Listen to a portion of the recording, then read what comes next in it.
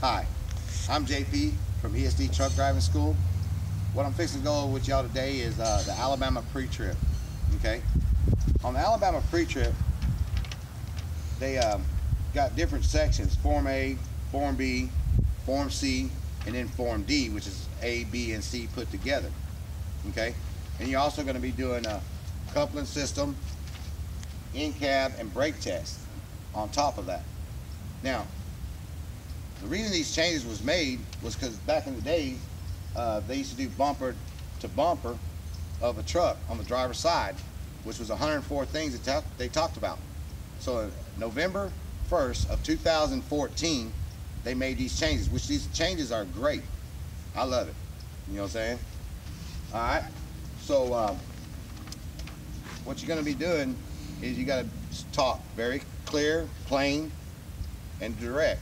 That way the tester can hear what you're saying. Okay? So we're fixing to get started, and I'm going to show you how to do that as we speak. We're going to start with Form A, right here, Form A.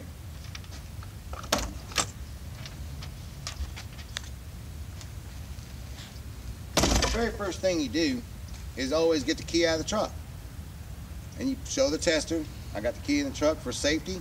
I'm going to place it in my pocket. That way nobody can crank the truck while I'm doing a pre-trip on my truck. Next, you're going to go ahead and scotch your wheels. So I got some wood scotches inside this cargo compartment right here. So I'm going to go ahead and grab these, and I'm going to scotch my wheels.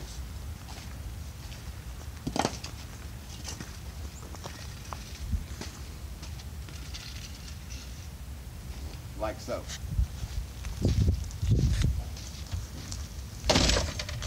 And those wheel chocks are just for safety. They're just for looks, because that way the truck won't roll and all that stuff while you're doing a pre-trip. You just scotch the wheels. You can place them a little tighter if you want to, but then it'll be hard to get out once you get started. So that's kind of placed like that. All right. So the next thing you're going to be doing is you're getting an overall appearance of your truck. What you're looking for is to make sure that your truck is not leaning to the left or leaning to the right.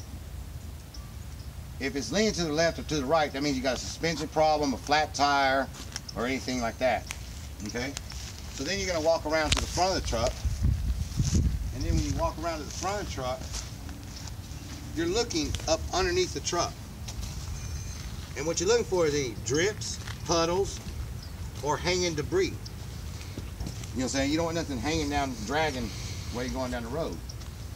All right, we're going to start from the very top of the truck, up here at these cab lights, marker lights, clearance lights, running lights up top. And we're going to start up there, okay? So anytime you start with the lights, you got to mention lights and reflectors, okay? Now, there's 4 things about lights you got to talk about, and this is the key thing to do.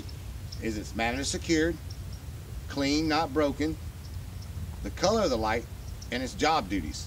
So that's what you got to do. So long as you get those, it don't matter which order you put them in, but as long as you get those 4 items. All right, let's start. My cab lights are manually secured to the truck, no missing screws or parts. They're clean, they're not broken, they're amber in color, and they're also marker lights, running lights, clearance lights. All right, now we're going to go on down here to our headlight assemblies. These are your headlight assemblies right here. Okay, so you're going to sit there and say, my headlight assemblies are manually secured, clean, not broken, clear in color, and they have my high beams and my low beams inside. Now we're going to move to the turn signals. This is your left turn signal, right turn signal. They're manually secured, clean, not broken, amber in color, and they also work your 4-ways, or you can call them emergency lights. All right, then you're going to approach to the left side of your truck over here and unsecure your hood. So you unlatch your hood, crack it loose a little bit. Sometimes it gets hung up. You come on over to the right side of your truck, unsecure your hood, crack it a little bit, loosen it up. And you want to be very easy when you lift this hood. So you place your foot on the bumper and just come nice and easy. Just slowly let it come down. You don't want to break your hood latches, right? Your hood springs and stuff. Okay. Now there's a couple items on this side of the truck. We're going to be doing the engine compartment. All right, so the magic number in your head is 6 things. I got to talk about 6 things. So if there's 2 things on this side, there's 4 things on that side. If there's 3 things on this side, there's 3 things on that side, and then vice versa. Okay?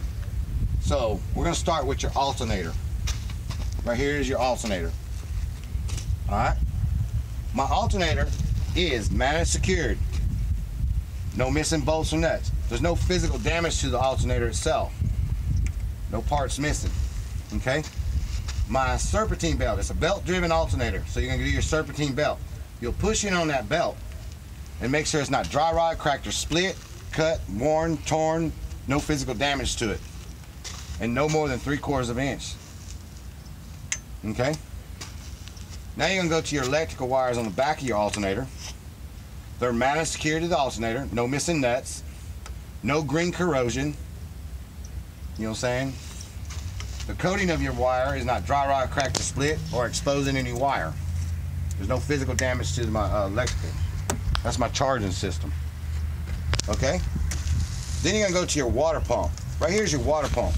Now, if you don't know where your water pump is on an engine, the best way to find it is to go wherever your coolant reservoir tank is on the other side of the engine and follow the bottom hose. I'm going to demonstrate. Right here's your coolant reservoir tank, and this bottom hose right here, if you see the line that I'm wiggling, that's going to lead you to the water pump. It comes across the front of the engine right here on this motor here.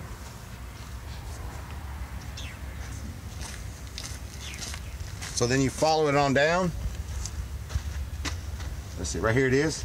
You follow this down, come on around, right there, and it always leads you to the water pump.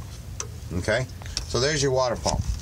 All right, my water pump is managed secure to the engine, no missing bolts. It's not cracked or broken or leaking any fluids. All right, my heater hoses on the back side of my water pump, my hoses are managed secured to the back of the water pump. Now these are metal hoses, right? So they're not collapsed, there's no rust, they're not cracked or broken, and they're not leaking. No physical damage to them. So I got my alternator and water pump on this side of the engine, so that means I got 4 more things on that side. So let's go to this side, the driver's side.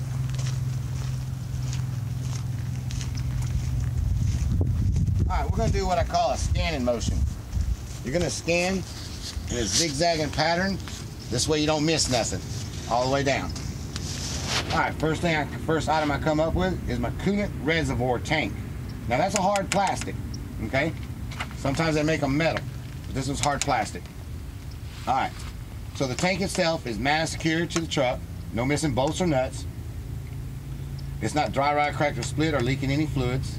There's no physical damage to the tank itself, and it is filled to the proper specs.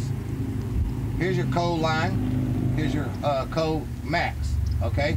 So it's got to be in between these 2 lines where your coolant reservoir is supposed to be. So I'm going to make sure that it's filled to the proper specs. If it is low, I would take the fill cap off, add my antifreeze to it, and fill it up in between here, and then re-secure my fill cap, put it back on tight and secure it. All right. Right here is my hose right here coming out the bottom, the one that leads to the water pump. Then you got your overflow hose right there. All right. So they're rubber, right, on this end. So no abrasions, no bulges, no cuts, no leaks, and they're managed secured.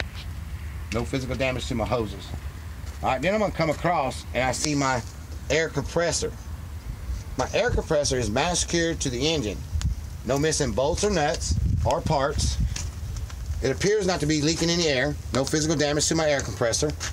Now you got 2 air lines right here that run. All right, this one here is rubber and this one here is a stainless steel braided air line. All right, so let's do this one first. No abrasions, no bulges, no cuts, no leaks, and it's managed secured to my air compressor. On my stainless steel braided air line, it is managed secured to my air compressor as well. It's not frayed, twisted, collapsed or dented, no physical damage to it, and it's also not leaking. And you make sure there's no rust, you know what I'm saying, no damage to it. All right, then I'll go to my oil. What I'm gonna do is I'm gonna check my oil. On the state of Alabama, you do not have to actually pull the dipstick out. So you would say, I would pull my dipstick out, wipe it clean, put my dipstick back in, and recheck my oil. And don't hold it up like this, hold it up level. So when you hold it up level, you're making sure that it's filled to the proper specs. You got an add line and a full line. If it is on the add line, you would add 1 gallon of oil. All right, what you're looking for is to make sure there's no discoloration in your oil, it don't smell burnt, and the oil don't feel like it's gritty, like it's got some things, pieces of metal shavings or anything in it. All right, now if it was low, you put your dipstick back in, take your fill cap back off, pour you a gallon of oil in there, put your fill cap back on, and then recheck your oil. Okay, now we're going to go to the power steering reservoir tank. You do it just basically like this one here, because again, it's hard plastic. All right, so my power steering reservoir tank is mounted secured to its bracket, no missing bolts or nuts or parts. The tank itself is not dry rot, cracked, or split or leaking any power steering fluid. It is filled to the proper level. If it is low, this is your max cold and max hot, so you want to make sure it's in between here. Again, all right. But if it's low, I would take my fill cap off. You know what I'm saying? Unsecure it. Pour some power steering fluid in there. Get it right. Fill it up to proper specs. And then put my fill cap back on tight. All right. That's the energy. That's your 6 things. So, alternator, water pump, coolant reservoir tank, air compressor, oil, and power steering. Now we're going to go to the steering section, the linkage parts. All right, so it's going to go down here. This is your steering column bar. This is your steering gearbox. This is your pitman arm. This is your drag link bar. All these are your components to your steering linkage. Okay, so now let's get started. This is my steering column bar. It is mounted secured to my gearbox by the steering knuckle. The knuckle itself is not cracked, broken, no illegal welds, no missing bolts or nut. There's no physical damage to the knuckle. My steering column bar is not loose, bent, or broken. No illegal welds, no physical damage to my steering column bar. My steering gearbox is mounted secured to the frame of my truck. No missing bolts or nuts. You know what I'm saying? Make sure their bolts and nuts are not loose, shiny metal, metal shavings, threads. All right, no physical damage, no parts missing, and it don't leak. Right here is a seal right here, right? So you'll make sure this seal is not dry rotted, cracked, or split, or rolled, or hard. Make sure it's not leaking any power steering fluid. All right, on the hoses on this end, they're high pressure hoses right here. You know what I'm saying? So this is rubber on this one right here. So no abrasions, no bulges, no cuts, no leaks, and it's mounted secured to the steering gearbox. Okay? Now, my pitman arm. My pitman arm is mounted secured to the steering gearbox by a bolt and a nut. And the bolt and nut is not loose, no shiny threads, no metal shavings, and the pitman arm itself is not bent or broken or cracked, no illegal welds, no physical damage to it. Another part of my steering linkage is my drag link bar. This is my drag link bar right here. My drag link bar. My drag link bar is mounted secured to my pitman arm with a bolt and a caster nut and carter key intact. So you get a caster nut right there and a carter key. No shiny threads, no metal shavings. It's not loose. All right, the drag link bar itself is not bent or broken, no more than the factory bend in it. That way that steer tire don't cut into it. No illegal welds. And it's mounted secured back here with a caster nut and carter key intact on that end. All right, that's the end of your steering system. Okay, so it starts right here at your steering column bar. Again, my steering gearbox, my pitman arm, and my drag link bar. So that's that. All right, now we're going to go to the front suspension. The front suspension starts off with your leaf spring mount, your leaf spring, your U-bolts, your shock absorber, and your airbag, if it had one. This truck is not equipped with an airbag. So we're going to be doing the suspension, the front suspension. All right, here we go. This is what you say. My front mount and my rear mount, back here's my rear, are manicured to the frame of my truck. No missing bolts or nuts, no shiny threads, no metal shavings, you know what I'm saying? No physical damage to the leaf spring mount. It's not cracked or broken, no rust, no damage to it. All right, my leaf spring. My leaf springs are manicured and locked inside their mounts. There's no sign of shifting left or right. There's no plates missing. Some of these things come with more than 2 plates. You know what I'm saying? Some come with 3, 6, you know, all different sizes. And they're not cracked or broken, because it's illegal to be driving a truck with a cracked or broken leaf spring. All right, now we're gonna go to our U-bolts. These are our U-bolts right here. All right, so our U-bolts are locked and secured inside their saddle. No shiny metal, no metal shavings would be an indication of loose U-bolts. The U-bolts are not cracked or broken or missing. They're present, okay? And they're mounted secured with a nut and a washer on the bottom. Okay, now we're gonna go off to the shock absorber. My shock absorber is mounted secured to the frame of my truck. No missing bolt or nut on top and bottom. There's no sign of leaks. Now they make gas filled shock or liquid filled shock, so you gotta make sure it's not leaking. So if you don't see no liquid and this thing's collapsed, if this top piece right here of your shock is down here, that means it's no good. Okay, because it'll be making your truck tilted. It'll make your truck tilt. So you know, make sure it's not leaking and it's not collapsing. Don't make my truck tilt. All right, that's your front suspension. All right, remember, some trucks got an airbag right here, and all you got to do is say, this truck is not equipped with an airbag. Okay. Now we're gonna go to the brake system. On the brake system, you're gonna start at your brake airline, your brake chamber, your push rod, your slack adjuster, your drum, and your brake liners. Okay? And I'm gonna go into detail about these items. All right, starting with my brake airline. My brake airline is manicured to the brake chamber. No abrasions, no bulges, no cuts, no leaks. It's not dry rot, cracked, twisted, worn, and it's not rubbing anything. It's in good shape. My brake chamber is manicured to its bracket with a bolt, with a nut and washer. Seems to be in good, safe working order. It's held together with a clamp. On the bottom, you can't quite see it, but it might have a bolt and nut down there on the bottom. Now, you can't really tell if the brake chamber is leaking or not until someone steps on the brake pedal, and it's got a little hole right here. That air will be coming out there if it's leaking, if it's damaged. Okay? Now we're gonna go to the push rod. My push rod right here, that's manicured to the slack adjuster. All right, so when I push on my service brake, that's when that push rod will move.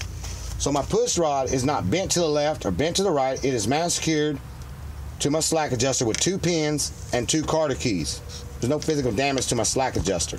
I meant my push rod, sorry about that. My push rod. All right, this is your slack adjuster right here.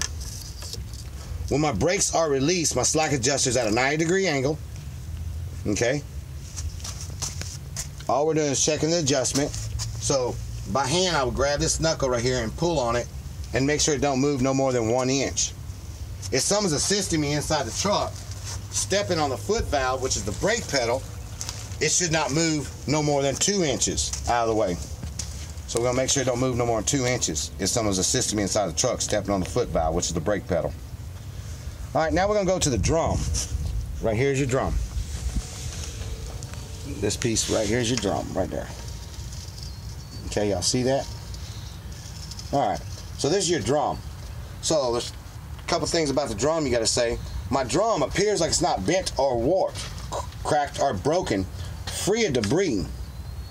No grease or oil inside there, because you don't know what the bearings are packed with, grease or oil, so you say free of grease or oil. Okay? Now we're gonna move on to our brake liners. Okay? These are your brake liners. Okay? So what you're looking at your brake liners is you're making sure that your brake liners are not worn dangerously thin, no less than 1/4 of an inch. They're not cracked or broken, no chunks of liner missing, and you know, free of grease or oil. if you was have grease or oil inside your brake drum and your brake liners, that means your inner axle seal would be leaking. Okay. Now we're going to go to the wheels and tires, the rims and tires. The key thing is to remember ICD. ICD. Okay. I is for inflation, C is for condition, and D is for depth. Tire tread depth. Alright. So what we're going to do right here is we're going to check the tire, air pressure, 90 to 105 PSIs. Would you like me to check it with a tire gauge? And the tester would say yes, or the tester would say no. Okay. Now let's talk about the condition of the tire. The condition of the tire is my inner sidewall, my outer sidewalls, and my tire, my tread. No abrasions, no bulges, no cuts, no leaks. It's sealed good. Virgin casings only. There's no flat spots in my tire. No unusual wear pattern in my tire. You know, say no physical damage, no big chunks of tire missing, and no separation in my tread. All right. Now we're going to talk about the depth. My depth should be no less than 430 seconds. 430 seconds on my tire tread depth, because this is a steer tire. Let's talk about a rim. This is an aluminum wheel. I want to make sure that my rim don't appear bent or warped, cracked or broken. No illegal welds, no physical damage to my rim. Now we're going to talk about our lug nuts. Our lug nuts,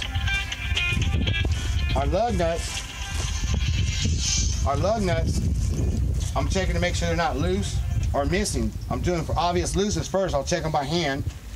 Make sure they're not loose, right? Now for unobvious looseness, I'm going to check for shiny threads, metal shavings, the space between my lug nut and my rim. Okay? Space right there. And a blackish gray acid burn stain that will be running straight down from the lug nut to the bottom of the rim. That'd be a sign of loose lug. Then we're going to talk about our front hub oil seal right here. This one's plastic. You can't see through the globe. So you're going to make sure it's mounted secured, no missing bolts or parts. It's not cracked or broken or leaking itself. And if I can't check the oil level or grease level in there, I'd pop this rubber seal off, take my finger and stick in there and go down like that and make sure that I can check the oil level. Make sure it's filled to the proper specs. If it is low, I would add some oil to it or some grease to it, and we're good to go. That is the end of section A. Thank y'all very much for your time. Here in a little bit or tomorrow, I'll go ahead and do section B. All right, bye.